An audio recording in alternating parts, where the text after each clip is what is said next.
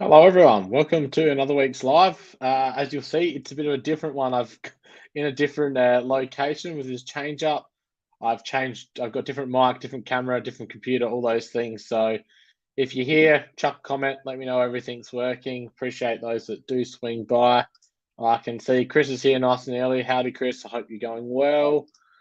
And yeah, so I thought I wanted to go through a few, as you see, a few changes. So I've moved my office around here. You might have seen it in my last video I did on YouTube the other day, which has done all right. Yeah, I hope people have found that one. I've been trying to do a lot of tax-based content at the moment. So I did the maximizing your tax return for 2022.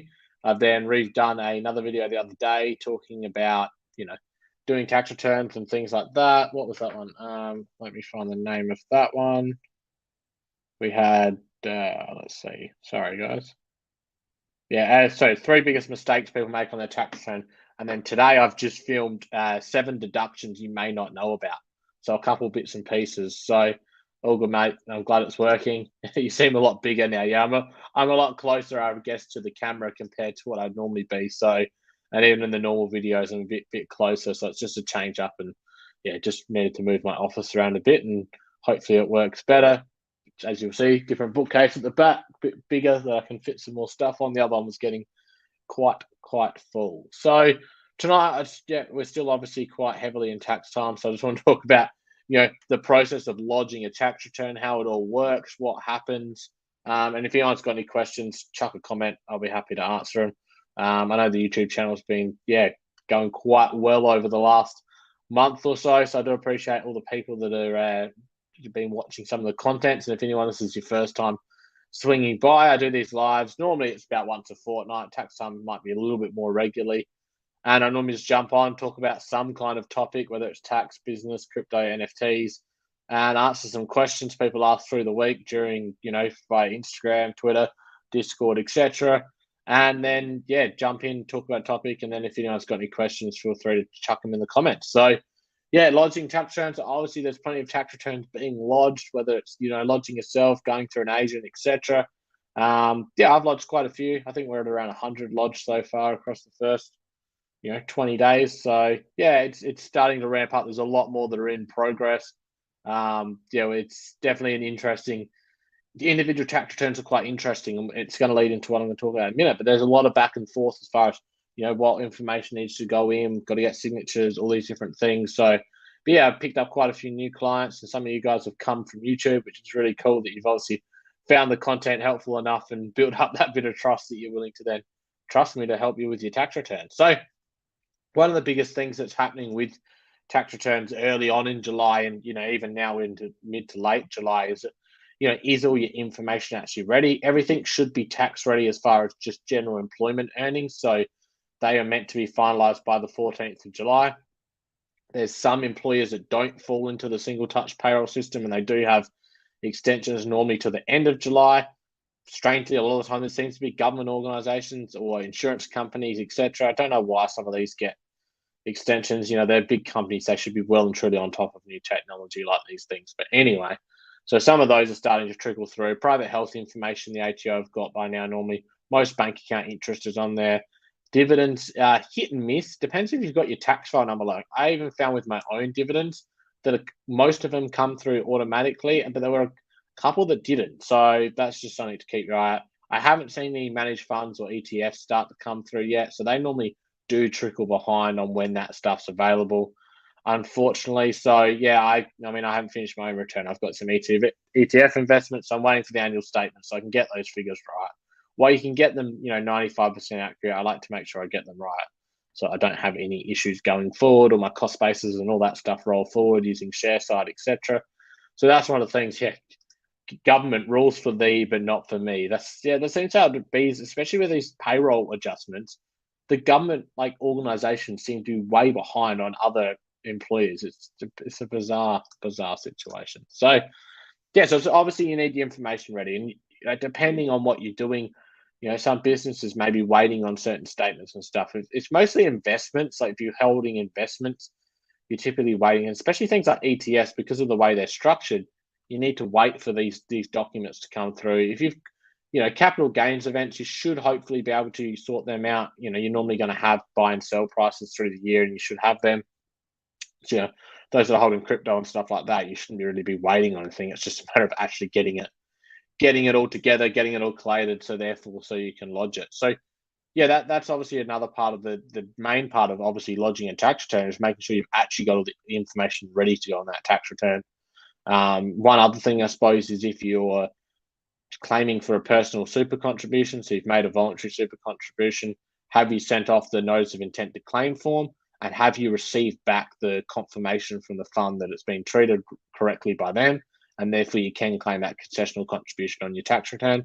That is something you would have to wait for. So then it obviously comes down to, are you going to lodge yourself, or are you going to use an agent? And it's interesting. I've talked about this. I think I talked about it a similar time last year. Is it's like I don't think everyone needs to use an agent. I think there's definitely people out there that should lodge themselves. That using an agent isn't going to give them much of a benefit. But I definitely think there are a lot of people out there that can benefit from using an agent that don't. Purely just that there might be those one or two bits of knowledge. And so for instance, for a basic individual tax return this year, my business Rooshock Accounting was charging $99. So at $99 price point, if you're on an average tax bracket and I can come up with $300 of deductions that you weren't going to be claiming, you've already covered your fee in the extra refund. So that can be one of the advantages. Or I worked with a client today and we had a Medicare levy surcharge issue where on discovery, I actually discovered the client did have a partner. They didn't really understand why they should be listing their partner in their tax return. And we got to the bottom of it, and it saved them, I think it was about $890 $900 in Medicare levy surcharge. So that was something that, without an agent, they wouldn't have known that, and it actually moved them from a position of owing tax into a refund position. So that's well and truly covered that person's $99 fee. They're going to walk away and go, well, I'm glad I used an agent because I'm $800 better off. And I've also saved myself the time of having to, go through and do the return. Someone's done it for me. So that's kind of some of the stuff that, using an agent goes beyond just what else can you claim. It's understanding those other, key areas, key pricing points as far as taxable income, where are you sitting with that? Is there something that's triggered because you've gone over that? Therefore, is there a way that we can bring it under that for this year, or understanding those things? And obviously, as soon as you start to add extra layers of complexity, it might be at a client that we dealt with, and they had an employee share scheme thing. They had capital gains involved with those. They had different vesting dates, and they had different purchase dates along the way, and matched shares and stuff like that. So it becomes a bit more complex. But I've done those calculations plenty of times, so I knew the questions to ask. Get me this, this, and this. I can do it, and we did it over the phone. We did it in half an hour. Whereas I'm sure if they were trying to sort through that themselves, it would take a lot longer. So it's not just the time that you spend with an agent. It's not just, oh, they did it in 5 minutes. Wow, that, why does it cost me so much? It's all that time of training and knowledge and stuff that you build up for. So, yeah, but I think there's definitely, if you're under the tax-free threshold and you can work your way through the MyGov system, there shouldn't really be any issues with you lodging yourself, or if you literally generally don't have anything to claim and there's no way that there is any legitimate deductions. Like an agent can't just pull deductions and make them up. They're still got to be legitimate, but it just might be we can trigger you with the question and go, oh, did you use your car for work? And you go, oh, hang on, yes, I do remember I did make 2 or 3 trips out of town for a training course, or I have to go visit a certain couple of clients and drive out to their premises because of different areas. So that's some of the questions, obviously, triggering. If I return back to, the basics of lodging return, the process of what happens is that, it doesn't matter if you're lodging through an agent or yourself, the refund isn't instant, but the ATO are processing things much quicker these days. I think a lot of they changed their electronic lodgement system a couple of years ago, and the new system does work a lot better. So when I lodge a return, within normally about half an hour, or even less, normally I can see that the ATO have at least received that lodgement. And then, they obviously start to process, but I can see that it's actually hit that right client's account. The old system used to be very slow and very, it was a very average system. So this works quite well. And, processing times are pretty quick at the moment. I'm seeing most returns come back around that week mark, which is pretty consistent with the last couple of years. Definitely plenty of clients have started to get those refunds come back into their account. You normally get a text message. I think a client forwarded me one today that was along the lines of, so you may get this text message, you have hi, and I have your first name. We're at the final stage of processing your tax return. We'll deposit your refund within 3 business days to your nominated account. We've included any lower middle income tax offset you're entitled to Australian Tax Office. So if you do get that text message, that's a legitimate text message. Plenty of clients have got it, and if you have asked me, is this legit? What does this mean? So you may get that. That's just something to be aware of.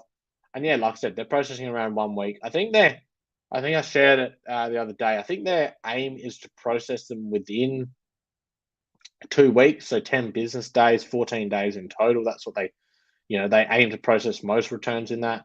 But I do know they normally do allow themselves up to a month pretty much before you can even really start to nudge them and say what's going on with this. So far, I've only seen the one return that got held up, and they gave no real reason, and they have now processed it in the last day or two.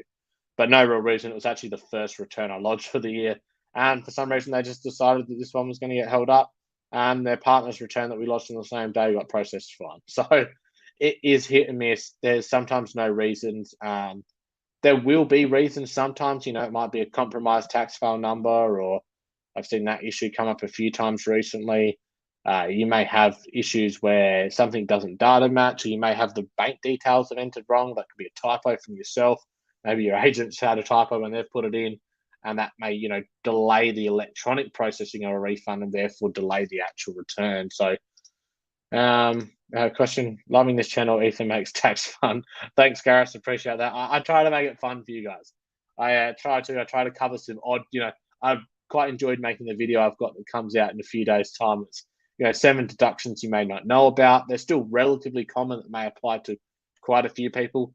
I really want to maybe touch over when it's not tax time, and maybe I'm trying to do as much videos at the moment on things that I think are really important for people lodging their own returns, or again the agent preparing information, like really those topical topics. But then the other time of the year I do try and cover a more broader range of topics, and at some stage I do want to talk about some of the more bizarre, really niche tax deductions that could apply in a real particular situation that you might get a bit of a laugh out. They're always funny to read about or hear about. So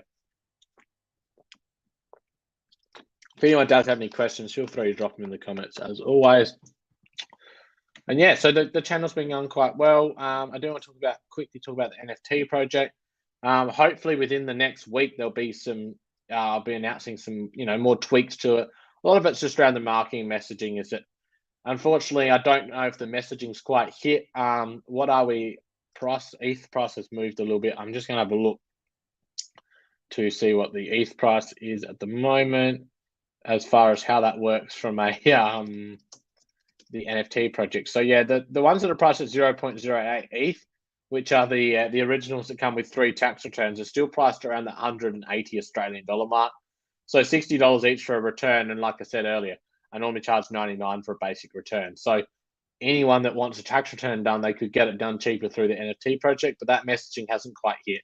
So I'm working on just tweaking some of those business and tax strategy sessions. That I've had some really good sessions with some people, and definitely think that could benefit some more people. So yeah, definitely trying to push some of that. And if anyone does have any questions about the NFT project, just let me know. And hopefully within the next week or two, I'll be launching some stuff and some revised changes to the website and a few tweaks to some bits and pieces that will make it a bit clearer. So, but yeah, I'll cover some of that in some future videos. So, Kristen, I love hearing your odd stories of what people try to claim. So, yeah, they're not always my stories, but I definitely have had some interesting stories. Obviously, I try to keep things confidential, but I can definitely share a few bits and pieces. And it's not only that; it's sometimes the lack of understanding with tax. And yeah, it might give me a good laugh, but then I work with those people, and they normally have a bit of a laugh because they're like, "I don't understand how this works. Is this how it works?" And what I'm trying to do with the channel is just give some basic education. Is that I can't cover all the advanced topics in one, but I'm just trying to give that basic level of how does tax work, how do deductions work, and then things. And then I can start to I do want to talk more about some more fun business finance topics, businesses and growing wealth and investing and things like that. But it's definitely interesting. So I'd say a fair amount of people can't be bothered going through the steps of minting an NFT to save a few dollars.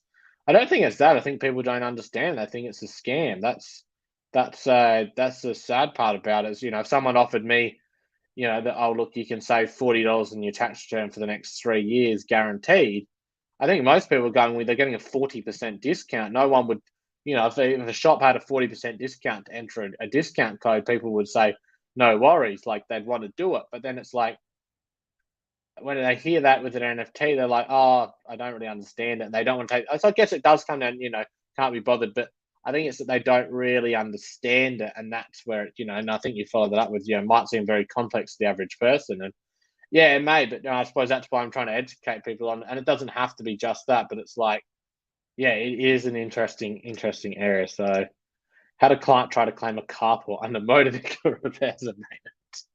Oh, that's a good one. That's a very good one. Yeah, I'm not quite sure how you could justify a carport to be motor vehicle repairs and maintenance. It's definitely it's definitely interesting when people try and go, oh yeah, but I need it. Like sometimes people are very serious. They're like, no, no, no, this is definitely a work deduction. It's needed, and then it's like, yeah, but no, it's not. I've seen people try and claim the fines when they've speeding fines and stuff like that, and yeah, there's definitely a car motor vehicle is probably one of the, or motorbikes. Oh yeah, we got a logo on a motorbike or boats and stuff like that. There's just very few circumstances that says, can we claim the purchase of a small heater cooler in our tax returns? Look, you potentially can, but the ATO do normally talk about home office furniture and stuff like that. It depends what, um, if you're an employee versus if you're a business, and how you're actually claiming your home office expenses. And again, is there personal use? If you're buying a heater for an office, it likely could fall under office furniture. But again, there's so many different ways to claim home office expenses that it may already be captured in another method you're using. So that's what you want to do.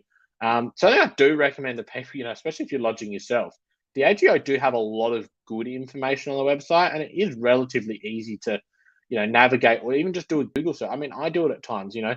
You could put something like that in ATO sun protection and just see what they have to say about it. They normally have some examples as well, and hopefully one of you might fit into that example they give. You're not always going to match it perfectly, but yeah, the ATO website's a good starting point. Even if you're going to an agent and you're just wanting to know some more stuff, is that can be a starting point. You can try and call them. I don't know how much success you'll have with that. You don't always get someone that has much tax knowledge on the other end, but yeah, it just like I said, it depends. Those little things like that. It normally comes down to, well, are you, a lot of it does come down to is what you're purchasing. Is it related to your employment income? Have you paid for it? Are you getting reimbursed for it? All those kind of things. So, Chris has asked, with the network fees that are charged when transferring crypto between wallets, is that added to the CGT cost base or claims a general financial aid expense? In most cases, it will be added as CGT cost base. So if you've had to move crypto between that, it should do that. It gets very messy to handle this sometimes because it depends what asset you're moving. But you could be moving a coin on an Ethereum network, and then you've got gas fees, and then technically that means you're disposing of Ethereum there. So you have a CGT event as well as something adding to the cost base. It does get relatively complex. Software can handle for it, and it'll carry those through. Depends, if you're running as a trader, you're probably going to be doing it differently. At the end of the day, as long as you're not doubling up, I don't think you're going to run into too many issues. The HO aren't going to be too fussed on that. If it's adding to cost base, that's fine. If you're claiming it against your total gains for the year, I also think that you have an argument there to go, look, this was a cost, and Redux has said it there either. Yeah, this may be a cost of me transacting, a cost of me investing. Therefore, they're coming off my capital because I've got to move, pay gas fees to move from this to that. It is complex to track some of that stuff manually via spreadsheets and stuff. And I'm working with the client at the moment where we've got a spreadsheet, but we're just not 100% sure whether we have captured all fees, what he sent to me.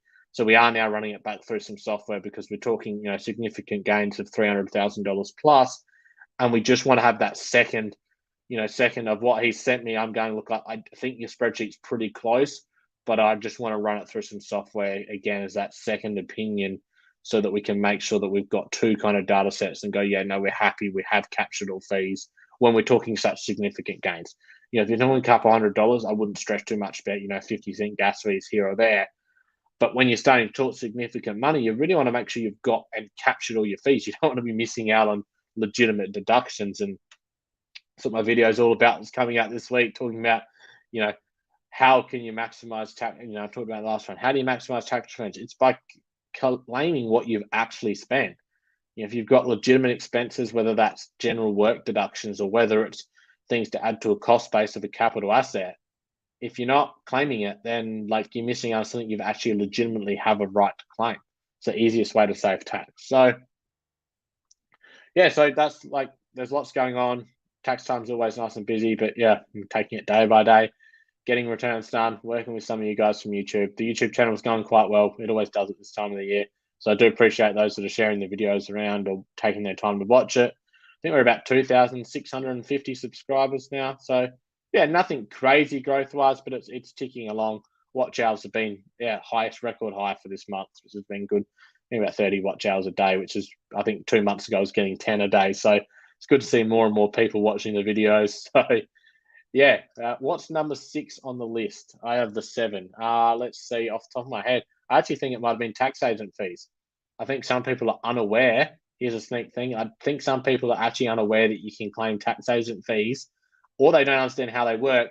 And potentially, in some situations, you may even have travel costs to your accountant, and you potentially can claim the travel cost of that, depending on the situation. So but yeah, you have to watch the video on. It's coming out tomorrow. I think I've scheduled it for tomorrow because I wanted to get it out as soon as possible. I've been struggling a little bit to keep the consistent YouTube content up, so I'm trying to do that. If people have got suggestions, like send me a message, jump in the Discord and drop a comment on what content you want me to cover. So you're growing well, mate. Keep up the great work. Thanks, Chris. Appreciate that. Appreciate all your support. Appreciate the few of you guys that I know show up week in, week out, or fortnight in, fortnight out for these lives. So appreciate that. Appreciate some of your new ones. I think Chris, this might have been the first. We've got 2 Chris's here. Appreciate your support, Chris Brown. Thank you. So I might wrap things up there. Appreciate you guys for tuning in. Like I said, stay tuned tomorrow night. I think 4:30 SA time. I'll have the 7 deductions you didn't know about video coming out. And yeah, if you want help with your tax return, reach out, Rooshock Accounting, chuck us a message on Facebook or via the website contact form, jump in the Discord, etc. And yeah, stay tuned for some of the changes on the NFT project. And thanks for tuning in. Appreciate you guys.